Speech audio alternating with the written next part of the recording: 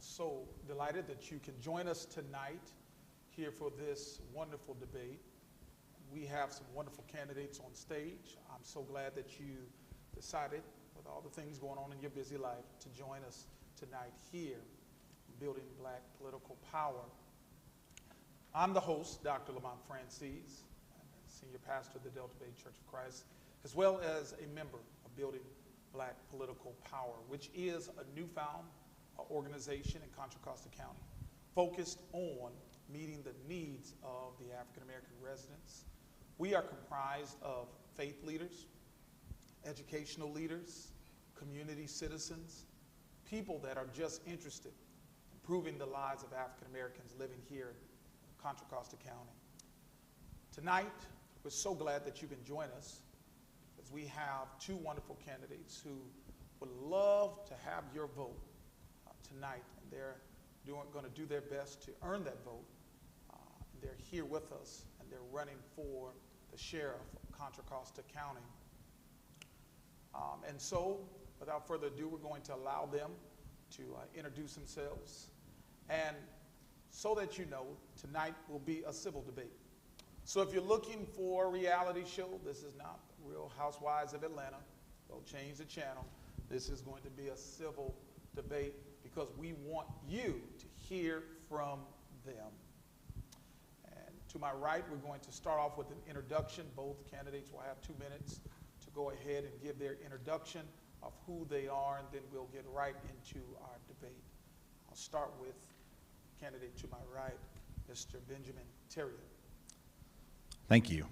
My name is Ben Terrio. I'm a Richmond police officer, been a Richmond police officer for about 14 years. I grew up out of state in western Montana on the Flathead Indian Reservation, where as a little boy I learned that I wanted to be involved in law enforcement. And I learned that from interactions that I had with our own tribal police force. As a boy, I took the lessons and engagement that I had from a good police force that engaged in community policing at a very, very local level, and took that forward to the United States Air Force, where I joined at 17 as a military policeman. I served for 6 years as a military policeman, got out of the military honorably, and then I decided to join a police department called the Richmond Police Department. And it was during that time of working in the Richmond Police Department that I learned the value of community policing, the value of service, the value of engagement with the public. I was part of a police department that made huge changes in a majority-minority community that, quite frankly, had a bad past between law enforcement and the citizens that they served. The community and the engagement that we had as law enforcement changed wholly during the time that I've been there. So much so that Barack Obama recognized the Richmond Police Department as a model for 21st century policing during the time I've been there. I've been our union president for over 7 years, and I had spent a lot of time working on legislative, policy, and culture change within the police department that I serve. I want to bring that to the Contra Costa Sheriff's Office, and I look forward to earning your vote. Thank you. Thank you so much, Mr. Terrio. To my left, we have the incumbent, Mr. David Livingston. Mr. Livingston. Thank you. I think any introduction would necessarily require an acknowledgement of the tragedy we saw 2 days ago in Buffalo. Clearly a racist motivated attack. Much more information will come out, but it's something that hopefully we never see in our area in Contra Costa, but it was just shocking, frankly. The difference between the candidates, I think, is experience. I was a police officer in Fremont, then I was promoted to police sergeant, and then police lieutenant, and then police captain, with all the roles and responsibilities of each position. Then I was selected to be the police chief in the city of Pleasant Hill. I served there for 3 years, and then I moved over to the city of Concord, where I served as chief of police for 5 years. Along the way, I worked with state, national leaders on a variety of issues to improve public safety delivery to our county. And then in 2010, the former sheriff retired, and I ran and was elected, and I've run unopposed the last 2 terms. I have a bachelor's degree. Along the way, I went to law school at USF so that I could have a better perspective on the nature of our business. And I think that's prepared me well for the challenges that come into the head of an agency. The Contra Costa Sheriff's Office is over 1,000 employees. And I think now, more than ever, you need experience leading that agency. We have a lot of initiatives underway. We're adding police officers to patrol. We're looking for alternatives to custody. All that will continue. And I'm proud to lead such a great group of men and women in the Contra Costa Sheriff's Office. And thank you. Thank you, Mr. Livingston. Okay, we're going to get right into the debate questions, and we're going to give each candidate up to 2 minutes to respond to each question. And if at any time you need me to repeat the question, feel free. So, Mr. Terrio, if you are privileged to be elected the next sheriff of Contra Costa County, what would be your chief role as the sheriff? What would be your role? What do you believe is the most important role? One of the most important roles, I believe, is being a law enforcement leader. And that's something that I think has been missing for several years in our county, and it's something that I intend to change. I want to get law enforcement out of mental health. I want to ensure that we are not the primary responders for social service issues and issues that affect unhoused people and issues that affect mental and behavioral health. And what that means is being a part of other systems and assisting those who can do the work, like those who are committed to doing A3 in our county, ensuring that the right professionals actually get that job done. I think it's important that we are a part of these systems, but we are not the first responder that unfortunately has been laid at our feet for many, many decades. I think people want us out of this business, especially something when mental health and mental health service is something that disparately affects people of color. And then law enforcement engagement in that matter is also disparately affected. I want to make sure that we have safety in our jails. So when people are in our custody, they're taken care of and their needs are met, and that things are not done after the fact, but that we are on the cutting edge of things. I want to ensure that we have police accountability, that we have accountability to those that we serve in our county. I'm not opposed to that. I embrace that. And I want to be accessible as sheriff.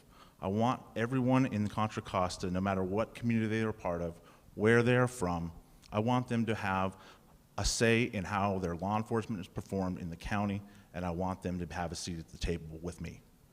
Thank you so much, Mr. Terrio. Excellent. If you're elected, if you're re-elected, I should say, what do you believe your chief role would be for the next term? Well, I agree with much of what my opponent has said. I presume he might consider voting for me because I've done all the things that he has just ticked off.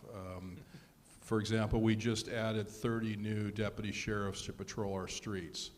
I fought for 5 years for funding for body-worn cameras to increase transparency.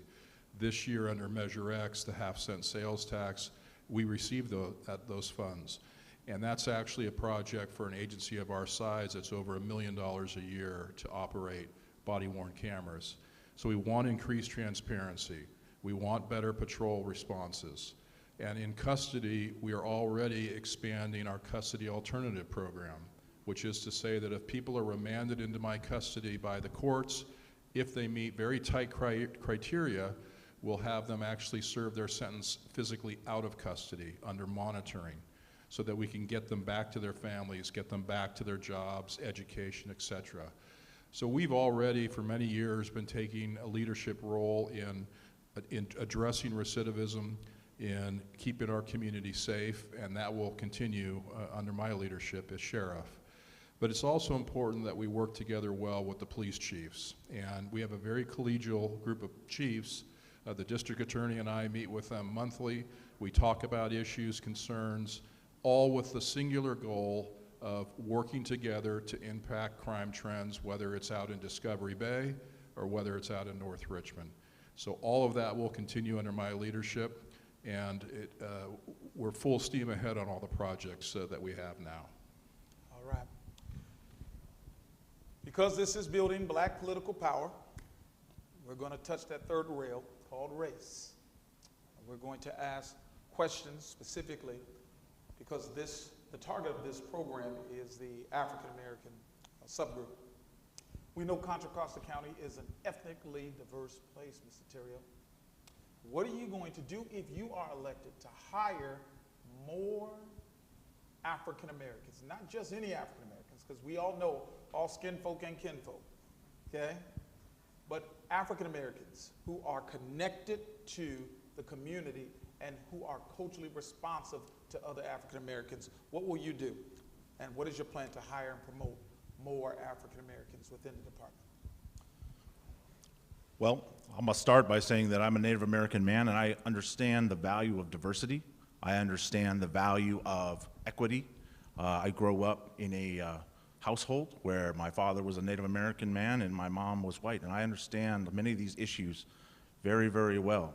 And how I would apply that thought process, especially to the African American community, is ensuring that people are engaged and actually a part of the process.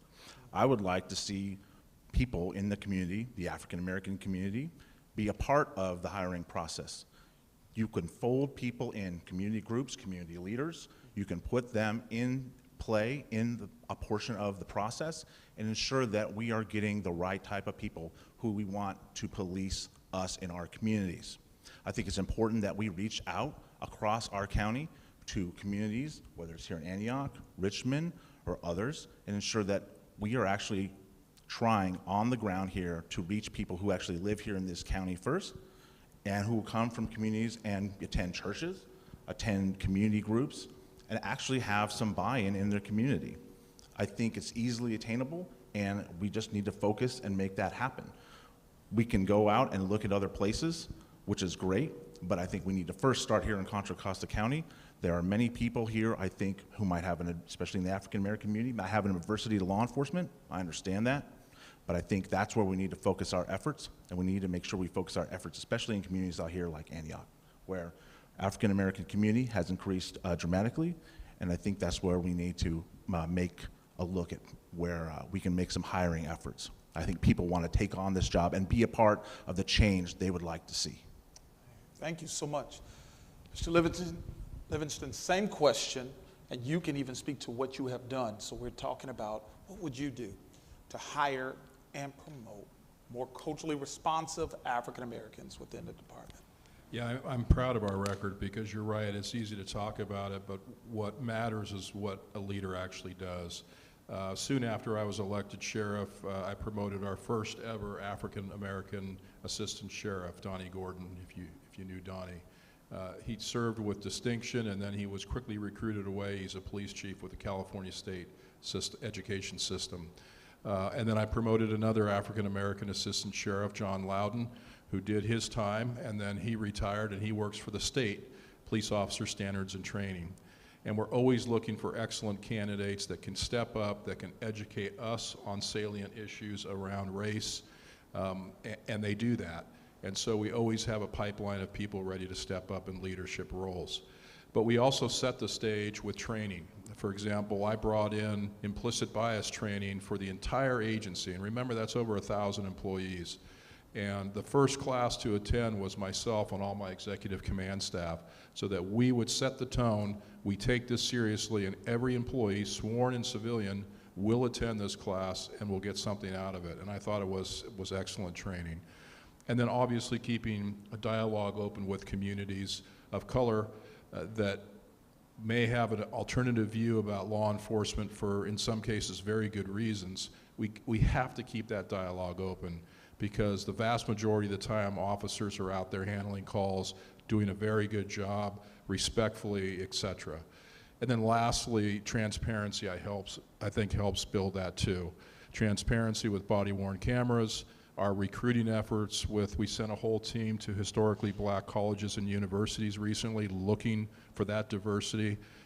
That's not going to stop, that's going to just grow under our leadership. Thank you so much, Mr. Livingston. The Oakland Police Department has been under federal oversight for now 2 decades. It's now on the verge of being released and placed on probation for 1 year.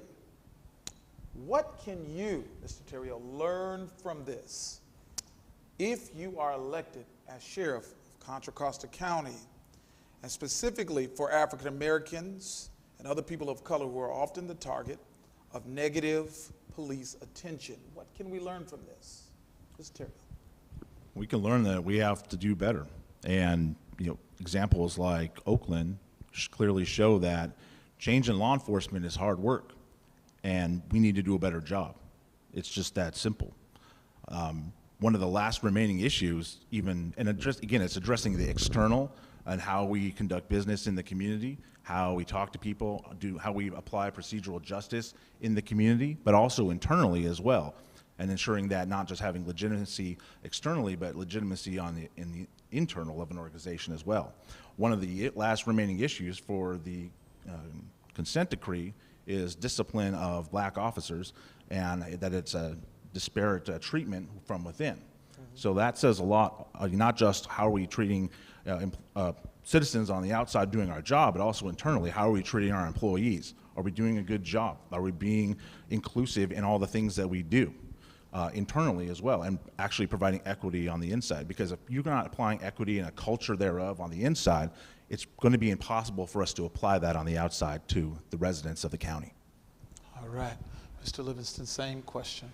Yeah, I agree with Ben on several points, but what it really boils down to, in my view, is accountability and a leader who will hold people accountable for their actions. And we do that now.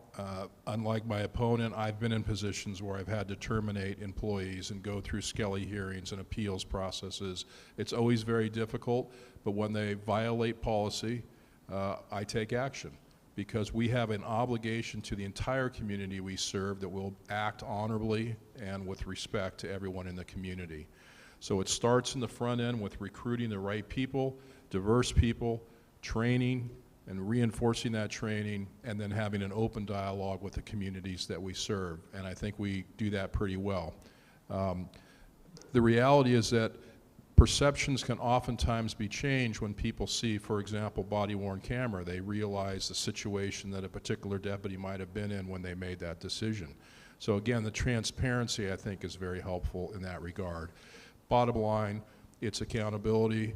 I've terminated people. I don't like doing it, but I will do it because we need to maintain the integrity of our organization. And there was some comments in one of the newspapers out here about a comment I said about supporting my deputies, standing behind my deputies. If you read that memo, what I actually said was, if you act with honor, if you obey the law, and if you obey policy, I will stand with you. And I do mean that, if that's the case. And by and large, our employees do a fantastic job serving the community. Thank you so much. Mr. Terrio. Crime is on the rise. Car thefts, break-ins, robberies, shooting. These are all the things that you're going to deal with day one when you walk in to this new position. I'm young. I'm a teenage African-American male. I don't trust the cops. I don't trust the sheriff. And I've been raised to think all of you guys are crooked. Okay? And so, what will you do to build the confidence of African Americans that your office will not be biased against blacks, that they won't be terrorized because of the color of their skin, and they will not be criminalized for simply being black?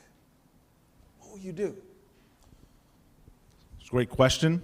And one of the benefits that I have is I'm actually doing this job every single day, and I run across this every single day. And it's something that has to be, worked through. It's just the fact of doing this job.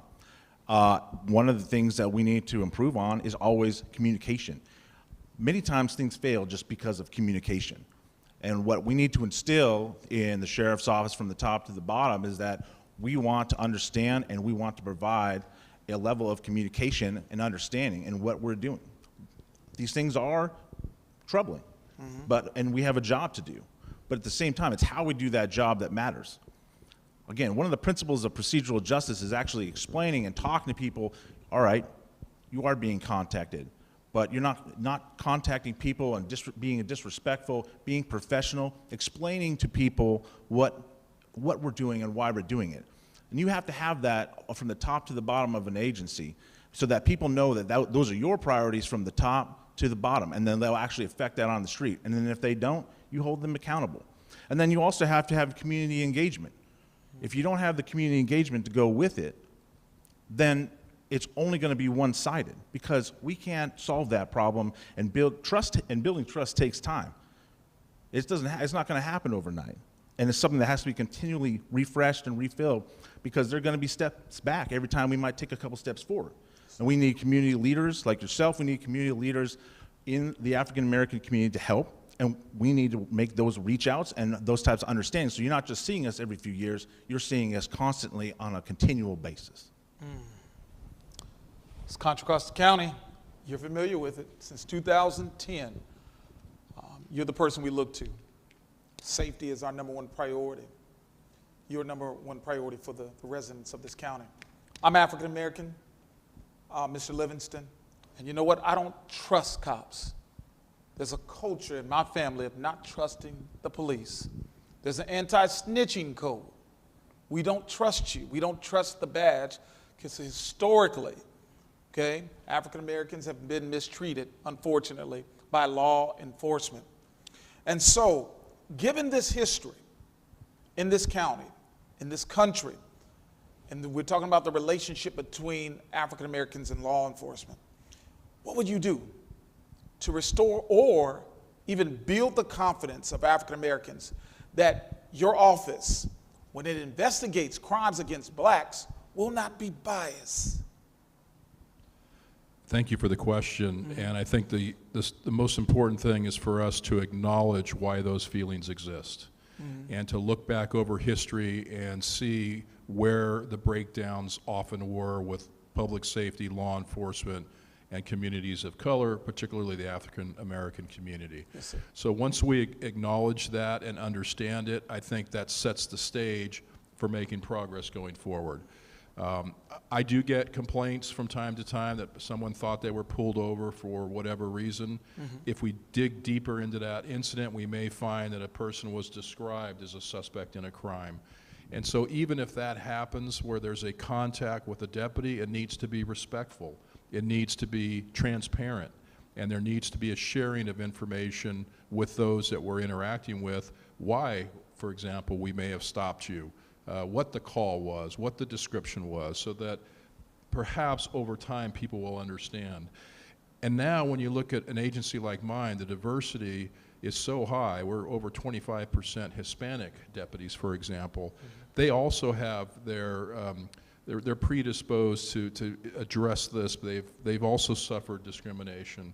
And so the more people we can bring on to diversify the agency, the more people we can bring on to train, and then opening that dialogue. All the area commanders meet with the community groups from one end of the county to the other. That has to continue. And I've enjoyed great working relationships with a variety of groups, whether it's the Sikhs out in San Pablo or here or anywhere, and that will continue, and I expect my people to continue that as well. Thank you so much, Mr. Livingston. Mr. Terrio, because I'm a young African-American male. I have not had great relationships with law enforcement. I've been harassed, been guilty of driving while black, and I'm going through all of this stuff, and when I see the badge, I'm afraid for my life. I don't know if I'm going to come out this interaction alive. So, if you're elected, how will you prevent the misconduct of members of the Sheriff Department with African Americans in the community? What is your plan to build community relations? Again, how will you prevent misconduct of the Sheriff Department with African Americans? And what is your plan to build community relations within the African American community? Unfortunately, that's a remark I've heard many, many times. So it's understandable concern. I get it. I mean, it's something that I've heard probably almost weekly when I've worked. So in that regards, it's righteous. How would we do and what do we do to go forward? Well, we have to, again, build community engagement. We have to ensure that we are actually transparent and accountable, that we actually have data that we provide to the community about what we're doing and when we're doing it and how we're doing it, and that we ensure we have the resources internally to do that and provide that, to give that real level of transparency. We also need to ensure that on an accountability front, we are actually willing to have people take an outside look at what we're doing and ensure that we are doing the right thing. That is the level of accountability that I believe in, and I believe that's the level of accountability that the community will take and ensure that, depending on what different aspects of the community they're coming from, we'll actually be able to take that to heart and know that we are doing things on the up and up. I also want to ensure that when we build and design new policies, there is at least minimally an advisory committee of people throughout the county, including members of the African American community, members of faith leaders, et cetera, that are actually part of that process and actually have buy-in and engagement when we decide to do new and big things. That's the level of engagement and access that I want to provide. And again, hopefully that transcends down to the street where people feel that they're actually getting a fair shake, that they're actually getting a sense of justice in the engagements that they receive, whether it is on a policy level or is on a deputy interaction level. All right. Mr. Livingston, I'm from North Richmond. I live in Antioch. I live on Sycamore. I live in Pittsburgh. I live in El Pueblo. What do you know about me? What do you know about my community and how hard it is to be black and how we deal with law enforcement in our community, right? You're talking to these individuals tonight, right? And I talked to so many members of this community, and they've said, and even well-to-do blacks, and they said we didn't have the best encounters with law enforcement because of the color of our skin.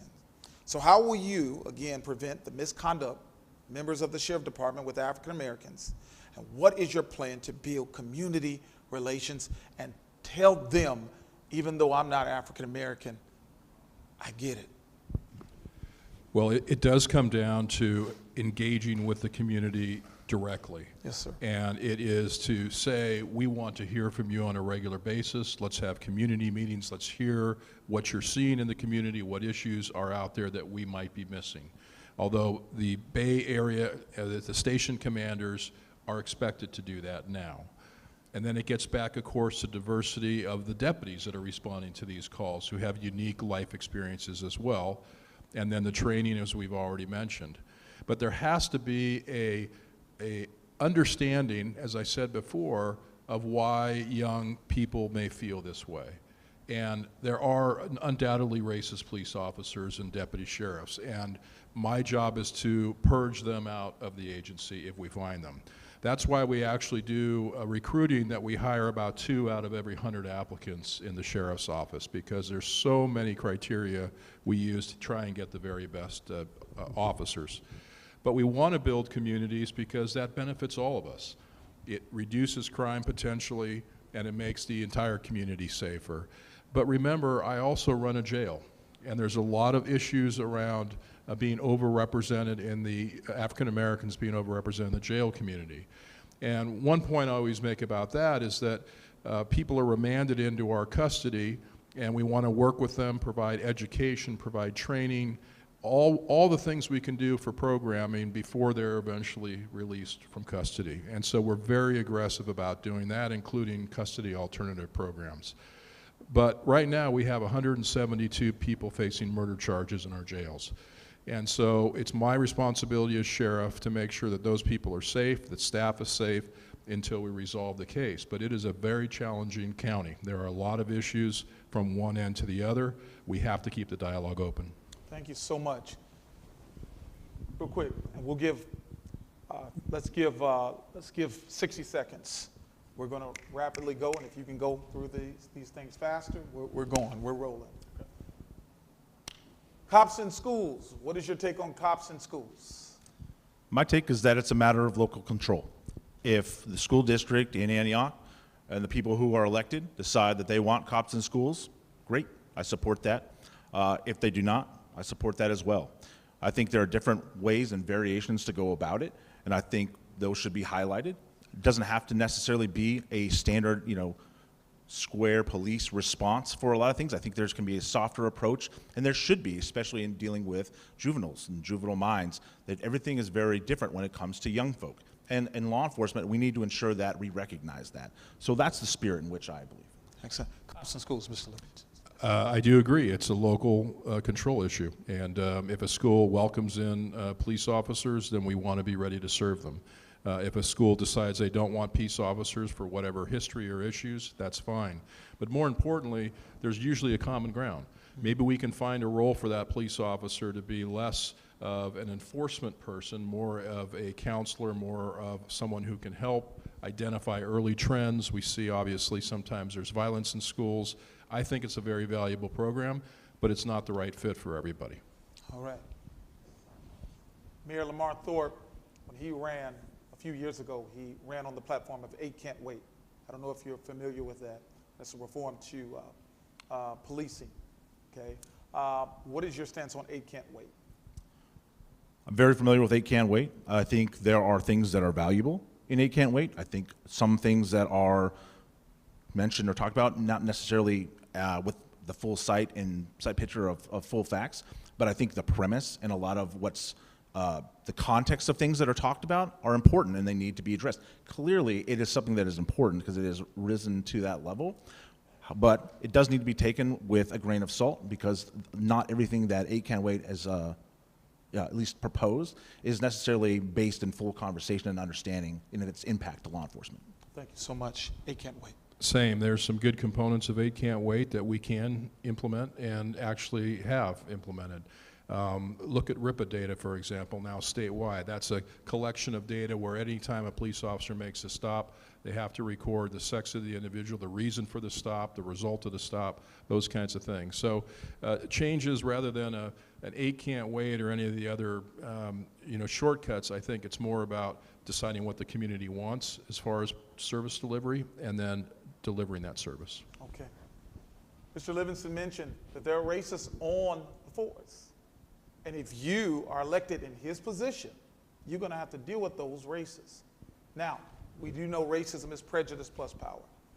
And that racism is more than just a few bad apples, right? It's not just people that are biased against certain people, but we're talking about systemic, covert racism, right? Racists that are able to hide within a system. How do you deal with those individuals that will not say the N-word, but systematically play into a racist environment? What do you do? And how do you deal with those officers as a sheriff? You deal with them swiftly. I mean, as issues come up, you deal with them swiftly, but also, more importantly, you want to catch these folks on the way in the door. That's the more important part. And that involves having a good background check, ensuring that you're going beyond just what the state minimum standards are, and ensuring that you actually do a deep dive into what people are really all about. And it goes back to what I said earlier. Talks about ensuring that the community actually has a piece and a part of the conversation and actually interviewing and talking to the people who actually police them. That's important. And that's how you ensure that. The accountability, definitely on the back end, but on the front end, making sure that these folks don't get in through the door. We have issues in society and race, clearly. It's going to be in law enforcement too. For people not to want to accept that or deal with that is just folly. It has to be dealt with, and it has to be dealt with swiftly. Thank you. You mentioned there are racists on the foot. You said it. How do you deal with that covert racism that plays into the institutional racism that can hide, not the ones that come with Klan hats. Right. We're talking about the ones that we would see at Starbucks, so to speak. Just right. Everyday people. How do we deal with them? So one of the main ways is to have other officers who stand up to that kind of behavior, who hold themselves accountable, who report inappropriate conduct, which we see with law enforcement agencies up and down the state, and then support those person when you initiate an investigation, and then assuming that the allegations are true, you take decisive action to get that person out of the agency. I haven't dealt with a specific case where an officer was alleged of racism, but there were cases where, well, maybe the action he took had racism, bias. But deputies know, and it's in our policy, that if you see misconduct, you have to report misconduct, and that will happen.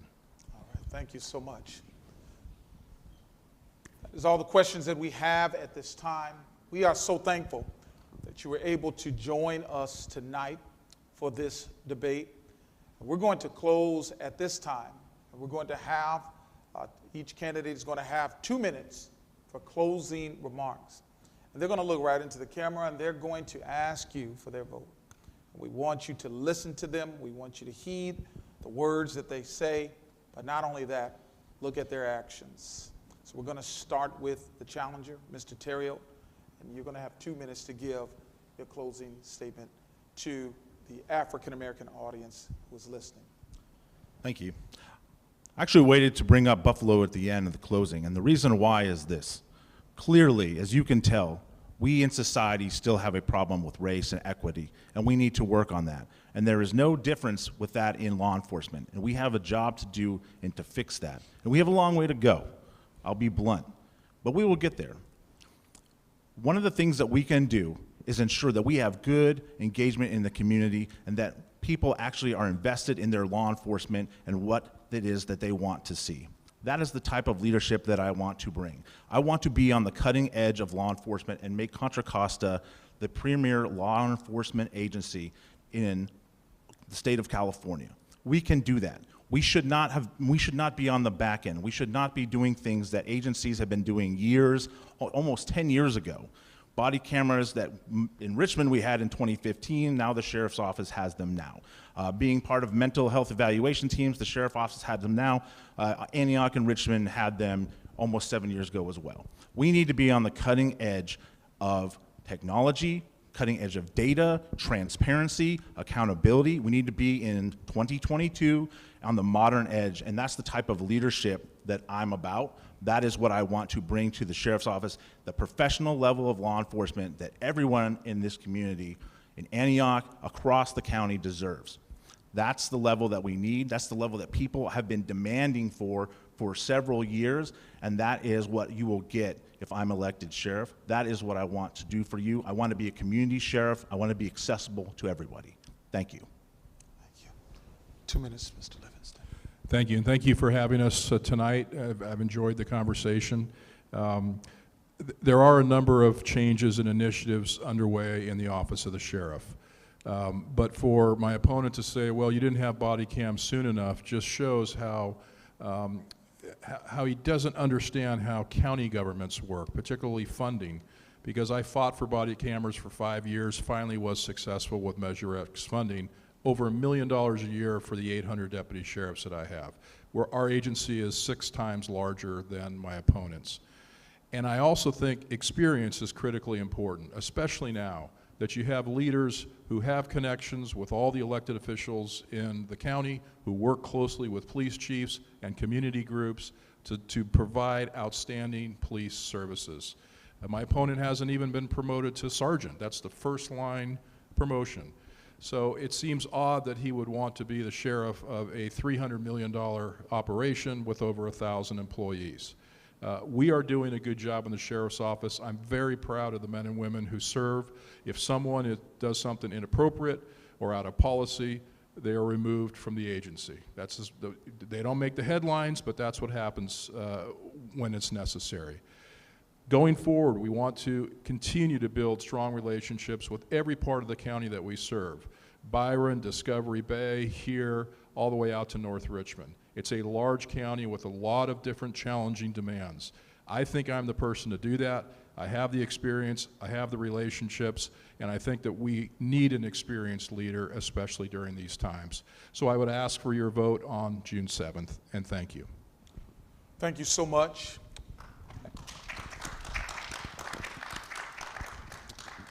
And so tonight we have a treat after this. We're going to take a brief 2 or 3 minute intermission after this, and then we will have a one-on-one sit-down talk with District Attorney Diane Beckton. You don't want to miss that. So you got 2 minutes to go support a black-owned restaurant. Tonight, this debate was brought to you by Freddie B's Barbecue. You need no teeth to eat my beef. And go ahead and on Grubhub, get you some wonderful eat your heart out chicken and yams and macaroni and cheese. And then in another 3 minutes, we will sit down with Diane Beckton. We want to thank the candidates for coming out. Make sure that you go vote on June 7th. But do more than just vote. Campaigns cost money. So whatever candidate you like, put some money on it. Put 5 on it. Thank you so much. And we'll be back in another 2 to 3 minutes. Thank you.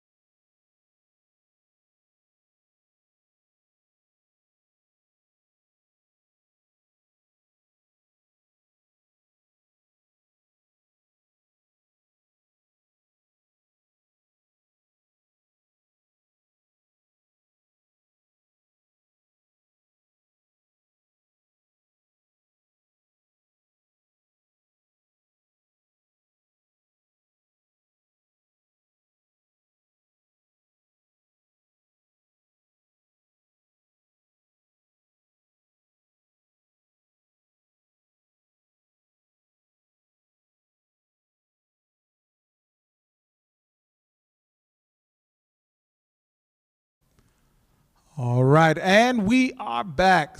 Thank you so much for joining us again.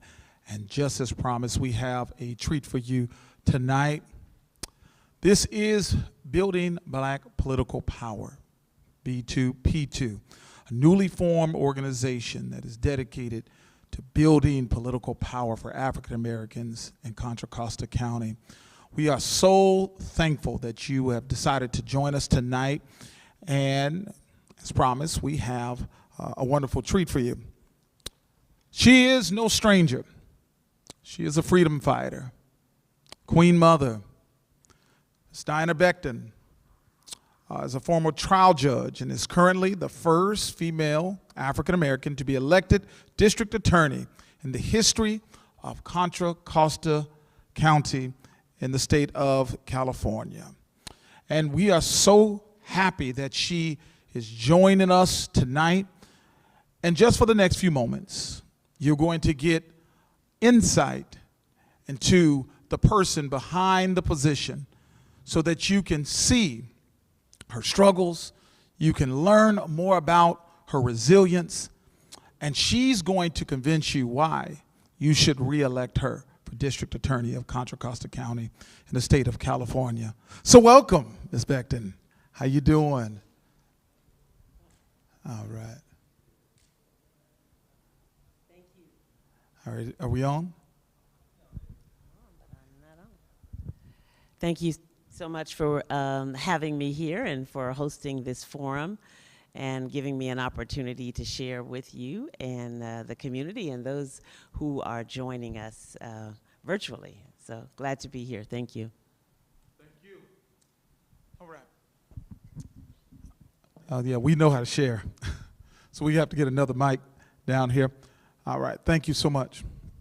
And so, Ms. Becton, can you tell us a little bit about where you're from, a little bit about your childhood, your journey to such an important historic position? Can you tell us a little bit about that? Sure. Sure. So thank you. It's always interesting for me to talk about my background, which is so influential in terms of who I am today and where I am, because all of us, as you know, bring our experiences, our lived experiences with us. So I grew up, I've been a resident of Contra Costa County for more years than I can remember, but I actually grew up in East Oakland in what some people now call Deep East. I'm a graduate of Castlemont High School. Right. And so much of my experience, I was a child of the 50s and the 60s, and there was a lot going on at that time. So many different movements. I was about to ask you if you could remember, but you probably too a little bit too young to remember what was going on. But during this time, it was this amazing change and shifts in our communities. We had, of course, the civil rights movement. We had the Vietnam War was going on. Yes. We had so many people who were marching and fighting for all kinds of rights. I remember as a little girl watching on TV as little Ruby Bridges took her first steps to be able to go to the school of her choice. And then, of course, watching as we saw people hosed and bitten by dogs just because they were trying to get the right to sit at a lunch counter. And so all of those experiences certainly affected me and influenced who I am today. One of the things that I began to notice, though, as a little girl, is that lawyers had a lot to do with effectuating change during these times. Not only were they at the forefront of a number of these movements, but also lawyers fought very hard in court to be able to change some of the laws, especially laws that were designed to keep Black people and people of color disadvantaged in this system. And then not only that, I noticed that lawyers were also very often involved in changing laws as well. And so as a little girl, I had never met a lawyer in my life. I'd only seen lawyers on television, but I kind of developed that dream to want to be a lawyer. And so the other part is in my small community, it was a small community of primarily black and brown people, but we were a very close-knit community. And even now, when I go back to my neighborhood where our family home still stands, and I go back to Brookfield, and I go back to DAG, as we used to call it, and Yes. Sobrani Park, and all of the people that I knew from then, we are still very much connected by the community bonds that we shared. So I would say my family, my community, and then certainly my faith played a large part in shaping who I am today. Talk about going to law school. Yeah. Some of the setbacks. What you overcame going through law school. Well, again, not knowing lawyers, I didn't go to law school directly out of college. So I went to college, and then I went into the work field. I was a major in economics. I began to work for a finance company. I was trained in a management program, and I began to manage a local finance company. And then eventually I came to work for the city of Richmond, and I was the supervisor of the Housing, Community, and Development Unit. So I really worked a lot with government programs, funding that was coming to our city. I worked a lot with developing those programs so that they could be delivered into services into our communities. But something happened, and it was a time when there was a lot going on in terms of developing tenants' rights. And so the local legal aid came and approached me because I was supervising a team of housing folks, and they said, look, we get so many calls, and we get calls not only for people who actually need a lawyer, but people who need advice. And would you mind if we worked together and we trained you all so that you could take those calls and be the first line of defense? So that's what we did. We trained, and when people had a question, like how do I get my deposit back, or, I got locked out of my apartment, those kinds of things. And we answered questions for landlords as well. It kind of rekindled that dream that I had inside of me to want to become a lawyer. And so I was talking to one of the lawyers, and I said, I always wanted to be a lawyer, man. He says, well, why don't you just do it, So I went ahead and I applied to law school, and I needed, knew I was going to need to go at night so that I could continue to work. And so Golden Gate University in San Francisco has a night program. Yes. I applied there, and I was accepted. It was quite a journey. I mean, being able to work full-time during the day, and then to go to school carrying a full-time load at night. And by the way, during that time, I had 2 sons who were both born while I was in law school. So with the help of my family, I can remember getting to that last semester, and I was carrying my youngest son then, and it was the doctor said, well, you have to make a choice, like you will put the baby at risk if you try to do all these things. So you can either go to work or you can go to school, but you're not able to do both. No, I had to go to work, so that's what I did, and I literally missed a whole semester of class. So when it was time for me to graduate, I was now with an 18-month-old and a newborn, and trying to catch up and read on everything. And my mother, who helped me out so much, both of my parents, I called her up one day. I said, this is impossible. Like, I'm going to just put this whole thing on hold, and I will come back to this another day. And the phone just totally silent. And I said, Mom, are you there? She said, well, yeah, but there is no quitting. Like, we have worked too hard to get to this place, so we are not going to be quitting. So you pack those babies up and you come over here in the morning like you're going to work. And my mother's customers, who were part of my community, right, they did what they needed to do. They rocked the babies while they were getting their hair pressed and curled. They fed them, they played with them, they did everything that needed to be done so I could go in the room and study. So when I say it truly takes a village, it took a whole village to get me through law school. So, All right. yeah. Several years ago, you may not remember, there were maybe 6 to 7 candidates, and we are all here on this stage. Do you guys remember? And the NAACP hosted this debate for this vacant position. And there were several candidates, and they called me to go ahead and mediate the debate, and you were one of the candidates there. And afterwards, we had to get together.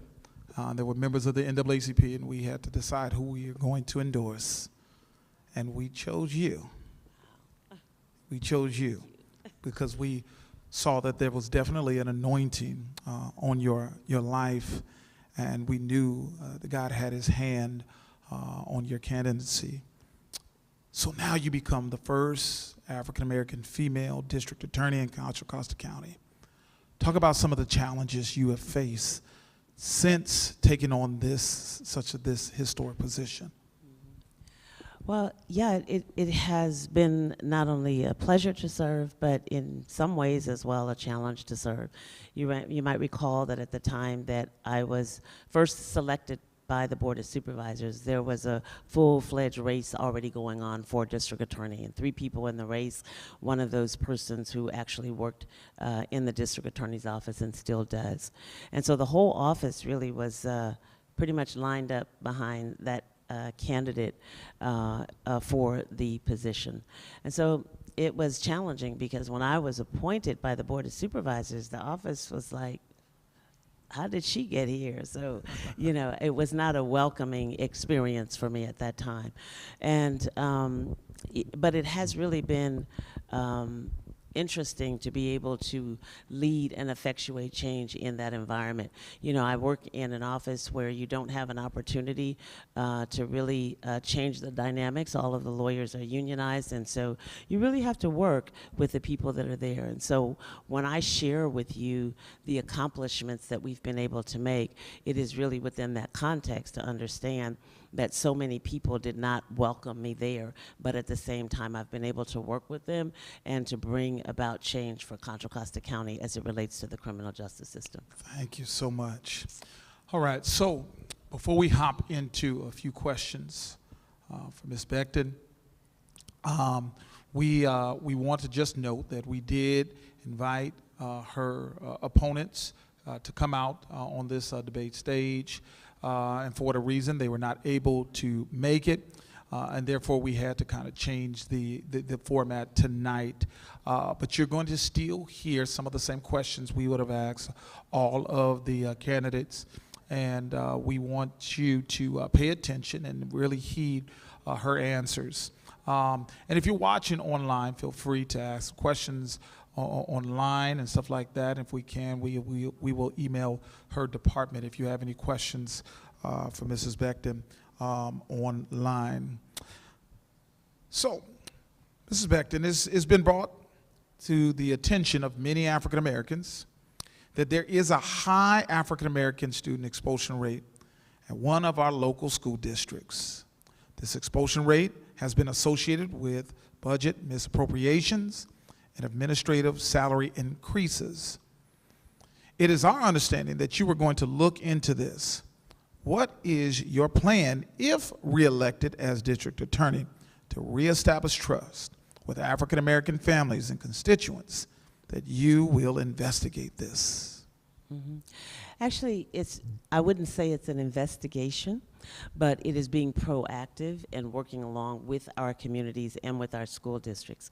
In Contra Costa County, with the leadership of my office, our county was able to send a team of department heads like myself, along with probation. We had a police chief with us, and also a person from the West County School District, the Rise Youth Center. So all of us went together as a team to Georgetown University, to the Department of Juvenile Justice, where we were focusing on racial and ethnic disparities in the juvenile justice system. And so when we returned to the county, our job was to create a capstone project that we could implement in the county to help reduce some of those disparities. And as we began to think about what we might do in that arena, we started to think about where is the pipeline that leads our kids into the criminal justice system. And one of the things that we know for sure is that when a child is suspended or expelled from school, is a very high likelihood that they will end up in the criminal justice system. So that's why we wanted to concentrate there. And so we began to, one, gather the statistics, primarily working first in West County as we're developing a pilot that we could look at, and we saw that there were extremely high rates. I mean, like about 90% of the students who were expelled would be black and brown students.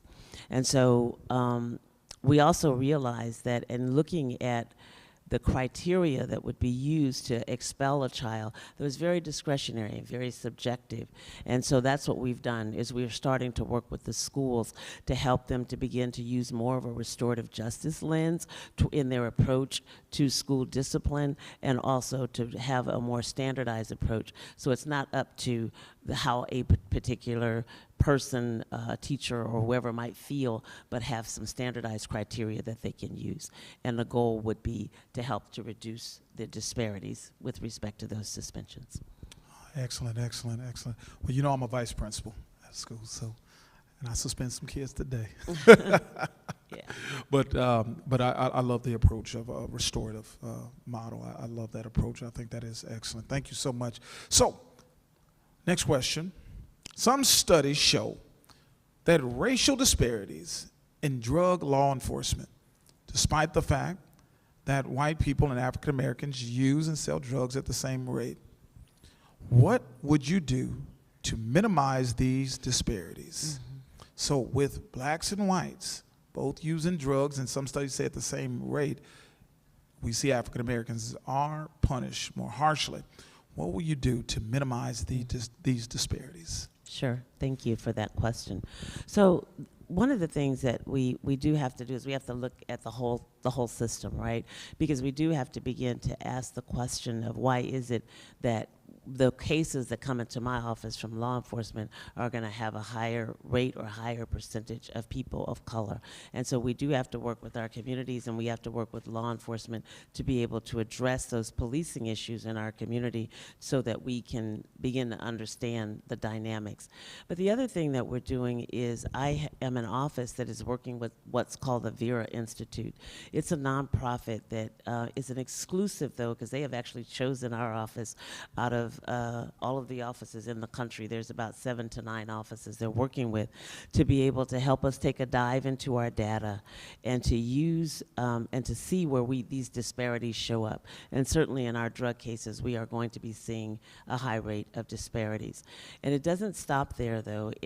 They will help us then to develop policies within our own office and in our own decision-making and discretion points so that we can begin to figure out how we might be contributing as well to the disparities. So we're working with them now. We will have data that will be coming out soon, and I will come back to our communities to make sure that we share that data with you and that you can also be a part of the conversation to the solutions as well. All right, thank you. Mrs. Beckton, at least 25% of people in California jails are being held pretrial are African American. They look like me, look like you. What steps would you take to safely reduce the rate of pretrial incarceration in our county? So we've done a lot in that arena to change the dynamics of pretrial incarceration. Some of it has been done with leadership, but some of it has really just been done just by way of the circumstances of everything else that is happening in our country, and I'll give you an example of that. So bail has been a significant topic of conversation, and I have long stood for the proposition that cash bail does not keep our communities safer. Why? Because people can commit very serious and heinous crimes, and the bail schedule, by the way, is set by the judges in each county, and the judges make decisions after hearing the evidence, after having a bail hearing, they make decisions about what the bail should be and whether or not a person is safe to be released into our communities. A lot of people think that the district attorney's office controls that process, but we really don't. We may have input, but we don't control it. But the reason I have stood against cash bail alone is because of the fact that people can commit very serious crimes, and if they have the money, they can be arrested and be back out in our communities before we've even seen the case come into our office. And on the other hand, people can commit more lower level crimes, and they can sit in jail a long time waiting for their trials to come around, even though they may not be a risk to our communities. And that's why I think that we should have some different tools for our judges to use, and that also the criteria for whether or not a person stays in jail should be whether they pose a danger to our community. And that should, if that's the criteria and they are a danger, then they should be kept in custody. And I'm also been very supportive of some other programs. Public defenders have just done a wonderful job of getting funding and developing a program of early intervention. So as soon as a person is arrested, because a lot of times the reason people don't get to court is not because they have put up a bond or anything like that. It's because they forget. They need a reminder. Public defender's offices come in and they actually have a system now where they telephone and text people to remind them of their court dates, and they have had, I think, over 80% success rate in getting people to court. But I do want to clear up one thing that I think is important, because people often blame the district attorney's office, or what they call catch and release, like people are getting arrested and then tomorrow they're back on the streets. And so let's examine for just a second what happened, particularly during COVID. So we all know that during COVID, it was really key and important to keep the jail population low so there wouldn't be a huge outbreak. Why? Because people work in the jail come home to our communities, right? And so if there's an outbreak in the jail, it's very likely that they would be bringing the COVID into our communities to spread it as well. So initially what happened is the sheriff of Contra Costa County issued a memo to all law enforcement agencies in the county to say, do not bring cases to the jail when you make those arrests unless the person poses a serious or dangerous threat to our community. That way we will house those who pose a threat, but do not bring the other cases because we will not house them here. So that was an edict issued to all of the law enforcement agencies. Thereafter, the Judicial Council of the state of California also changed the bail policy for the entire state and said for all low-level cases, for all nonviolent cases, so that's almost all misdemeanors, there will be no bail because we don't want those people sitting in jail while they're waiting on their cases. And even after that changed, the judges in each county then again reestablished their own bail policies. And in Contra Costa County, our judiciary made the decision that most of the low-level cases and also the nonviolent cases would continue not to have a bail. And so people can be arrested, but they will not have a bail associated with them, and so therefore they are out of custody. So they get arrested, they might be back in the community the same day. That has absolutely nothing to do with the policies of the district attorney's office. It is how the system is operating. Mrs. Becton, you're African American. What do you say to the voter who says, if we reelect you, you're going to free your people up to run the streets and commit crimes, and you look the other way because you're too empathetic? We need a district attorney who is tough on crime. Yeah. What do you say to critics who say that? Well, let me tell you a little bit about my record in that area, and I think, because that is something that people would like to put out there as a rumor, that, remember, I served as a judge for 22 years, and so I was not known as a judge who just, let everybody out, which is the tag that they try to put on me. But let's talk about crime. First of all, let's talk about the smash and grabs, because that has been certainly a topic of concern for many in our community. And so when we had the incident, for example, at Nordstrom's, where 90 people went in and stormed the Nordstrom store simultaneously, taking merchandise, pushing people in the store, and then all exiting at once. Well, naturally, law enforcement did not have enough people to apprehend that many people, but they did catch 3 people on that day. Immediately that night, I was on the phone and the next day on Zoom with district attorneys up and down the state of California. Why? Because those who are committing the crime are obviously organized, and we recognize that we have to be organized too. So we pulled our resources together. Also, we recognize that people who commit these crimes travel. So they might be in Contra Costa today, but tomorrow they're going to be in San Francisco or Santa Clara. So I'm partnered with district attorneys in Santa Clara, San Joaquin, San Mateo, Alameda.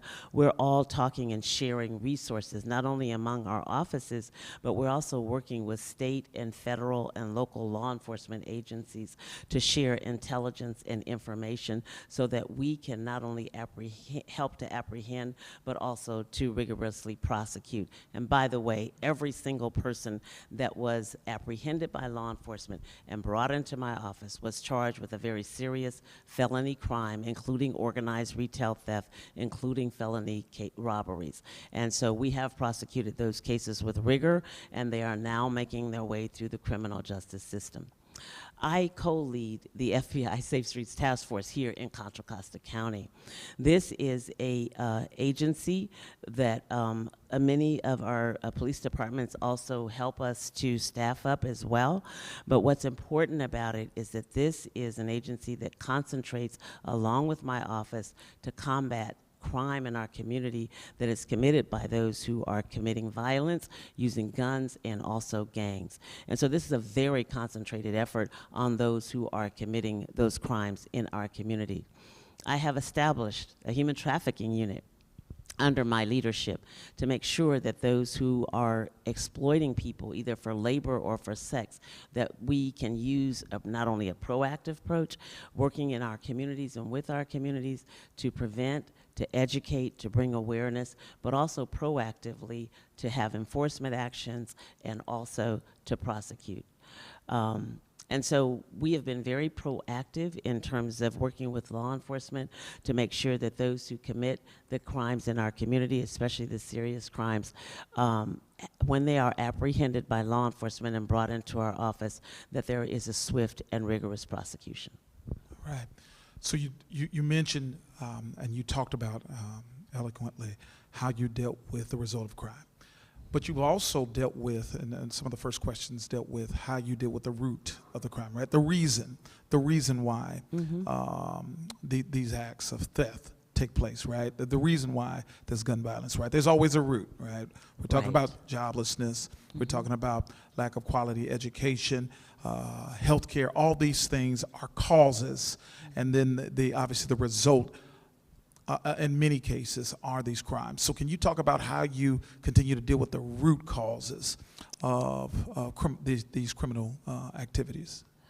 Well, sure. One good example of that is the work we're doing with our juveniles. I was very, very pleased to be able to secure $1 million grant for our county, and it allowed me to establish the very first youth restorative justice diversion program in Contra Costa County's history. This is an approach that is victim-centered, but it also holds our kids accountable when they commit a crime, but then furthermore, it does seek to get to the root cause. And so the kids get an assessment, and also it's trauma informed. And with that assessment, though, they get the services that they need. Because the whole goal is that our kids don't recidivate, that they do not come back into the criminal justice system when they finish our program. So we're working on that now along with the Rise Youth Center in West County, and we're also starting to branch out and work with Fly out here in East County. Another approach that we've taken, that's for kids, and we've also taken another approach with respect to the root cause, for example, of drug addiction. The criminal justice system cannot help us to prosecute our way out of cases where people have a drug addiction. So with those types of cases, what we've been doing is trying to get people into treatment as opposed to trying to criminalize their addiction. Same thing with mental illness. We try to get people connected to services and into treatment. So those are a lot of the ways, and then we're always going to be working with our communities because, as you mentioned, there's a lot of drivers of what can actually lead to higher rates of incarceration, including poverty, including lack of education.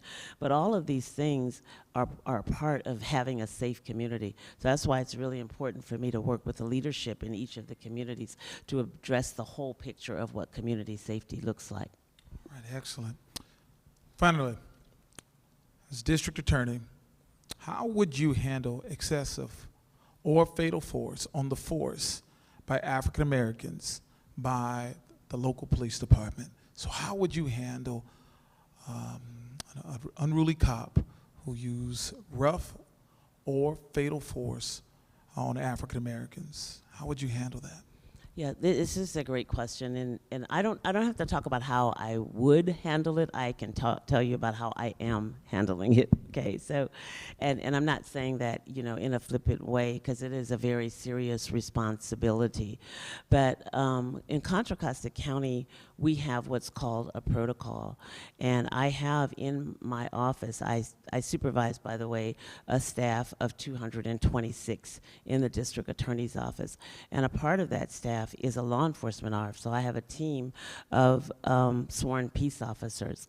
Our responsibility, according to this protocol, is when there is a use of force, especially a fatality, it is our responsibility to conduct an investigation. We are on the ground co-investigating along with the local agency, but our investigation will come to its own independent conclusions because we're conducting a criminal investigation. First thing I did was to notice that in Contra Costa County, we conducted these investigations for years, but there had never been any accountability to our public. So I first announced in 2018 that I would begin to issue public reports to our community so that you can go, they're all on my website, you can look up a particular case, or just if you want to know what we found out, why I did not file charges in those cases, you can go and read those reports. Most importantly, though, I have completely revamped the way that we investigate these cases. I have moved from what was a single person primarily responsible to a team of people. We now have a team, an investigative team led by a trained lieutenant.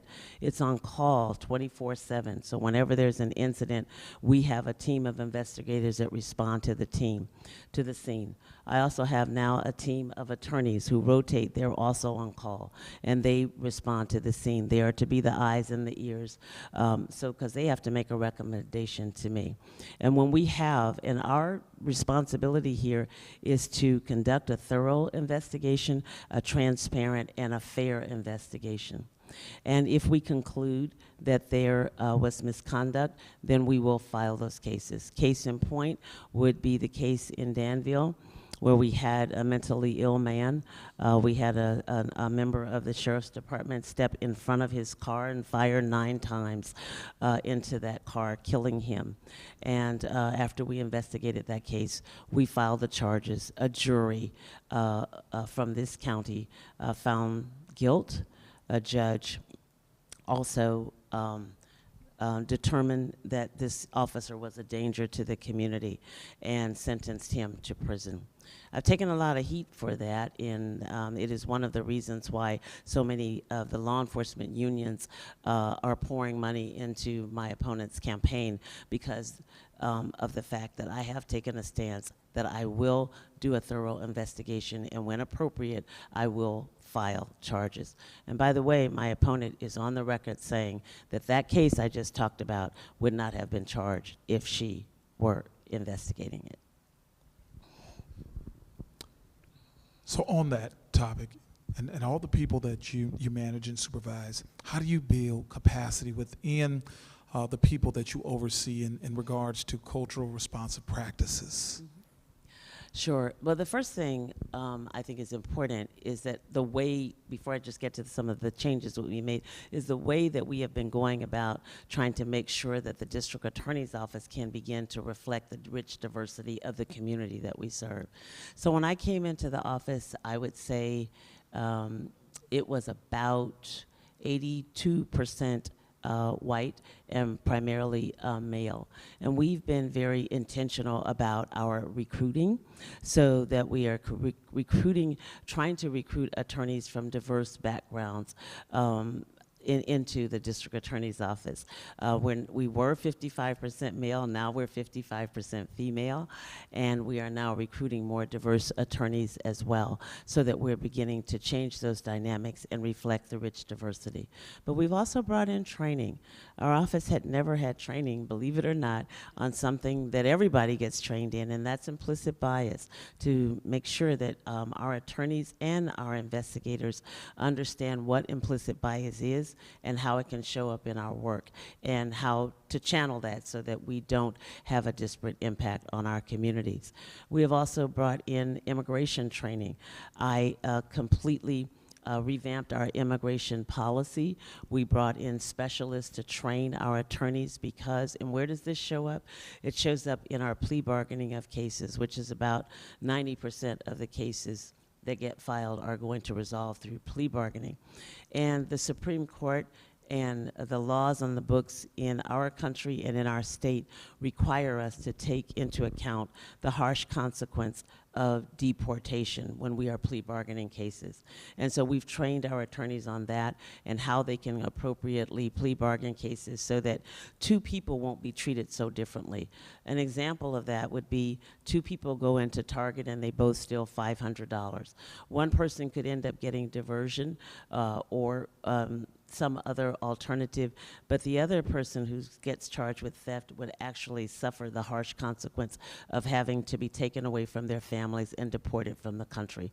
So how can we think about how that case can be charged, still holding the person accountable, but not resulting in that harsh result when it's safe to do so? Excellent. And so, as we come to a close, you're running for re-election for this position of district attorney, and your opponent wants this position as well. Mm-hmm. What separates you and your credentials from your opponent? Mm-hmm. And go ahead and talk to the African American viewing audience why they should go ahead and re-elect you a district attorney of Contra Costa County. We haven't talked a whole lot about the issue of mass incarceration, but it certainly should be in the forefront of our conversation when we're talking about the criminal justice system.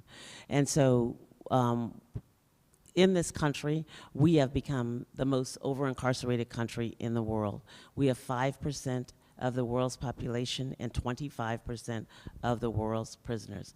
And so one of the things that I stand to do is to reduce our footprint on mass incarceration, to bring a lens of equity and fairness, to give our kids a second chance, and also to make sure that we're not trying to criminalize our way or prosecute our way out of issues like homelessness, mental illness, and also drug addiction.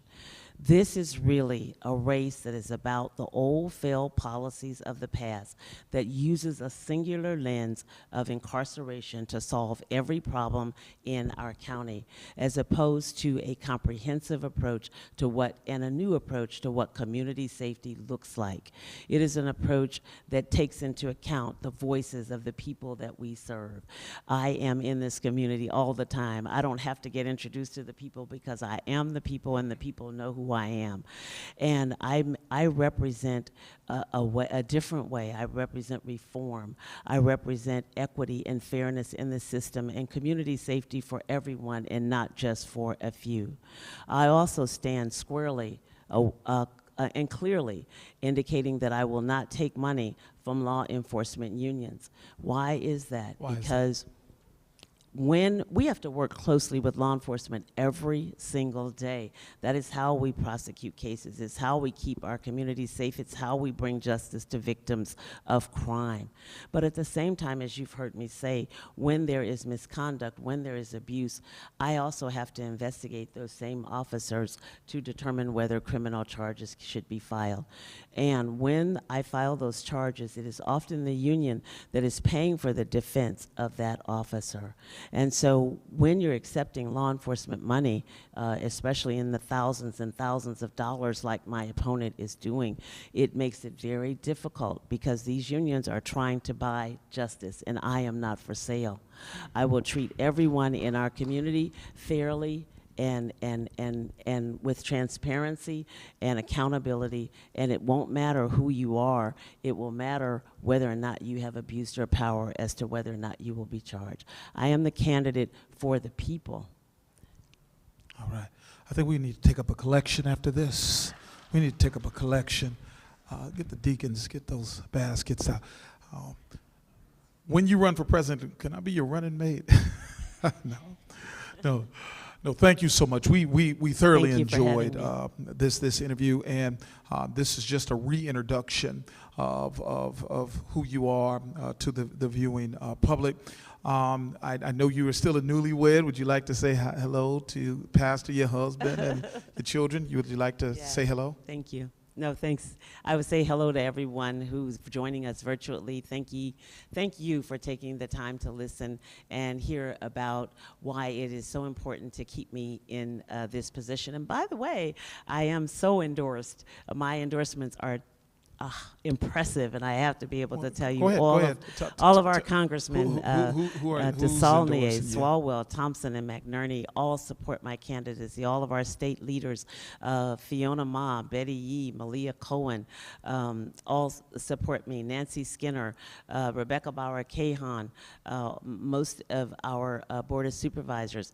We have environmental leaders, and by the way, I am bringing environmental justice to our communities. I just announced a $4 million settlement against a company that was committing waste in our communities. I have established a hate crime committee, and by the way, so we definitely make sure that those who are committing hate crimes in our community can be held accountable.